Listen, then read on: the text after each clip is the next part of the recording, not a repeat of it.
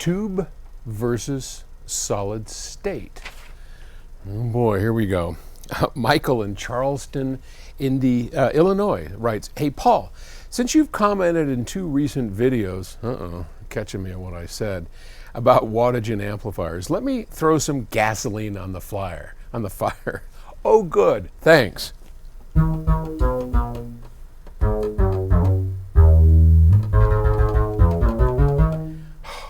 Love it. Can you imagine having this just at the ready at the office?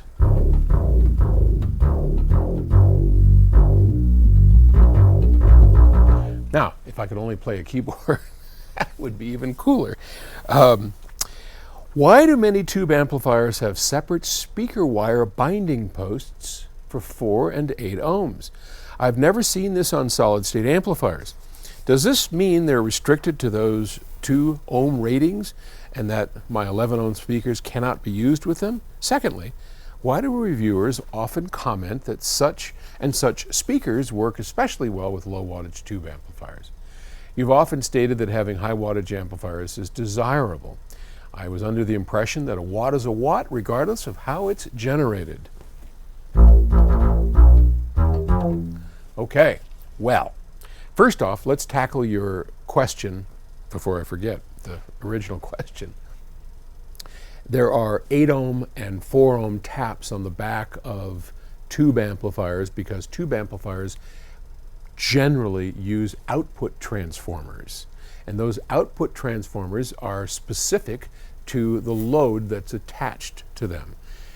In the case of a solid-state amplifier, we don't use output transformers, and so the output impedance of the amplifier is extremely low, well below an ohm. Let's call it 0.15 ohms, 0.01 ohms, and the lower the better, and the higher the damping factor and all that stuff. But on a tube amplifier, there's a transformer, an output transformer. It's one of the reasons I don't like tube power amplifiers.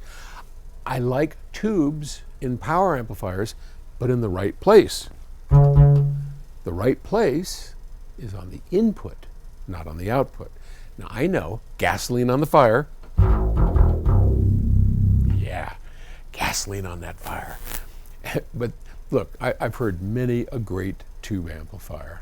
My mentor and partner, Arnie Udell, that's all he listened to until he got the BHKs. So I get it, I truly do. But most of them have, almost all of them have output transformers, and so you need to match that. Now the good news is your 11 ohm speaker, which I'm not sure what that is because I have never heard of one, but you apparently have one. So that'll be fine. You can just choose the 8 ohm and hook it up.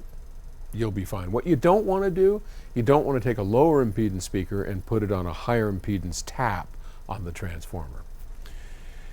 Now, reviewers will say that this or that speaker match this or that tube amplifier quite nicely because many tube amplifiers, especially like an SET, a single-ended triode amplifier, or low wattage tube amplifiers, don't have a whole lot of horsepower to offer. So a speaker that is particularly well matched to a tube amplifier would be efficient in the high 90s or mid 90s as far as sensitivity, and it probably doesn't have too big of impedance swing. So that means that it's not going to produce a lot of bass because we're not taxing the woofer.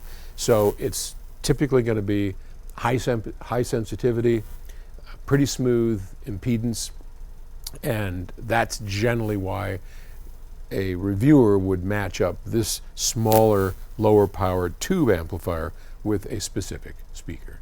So I hope that answers your questions. Talk to you tomorrow. Bye.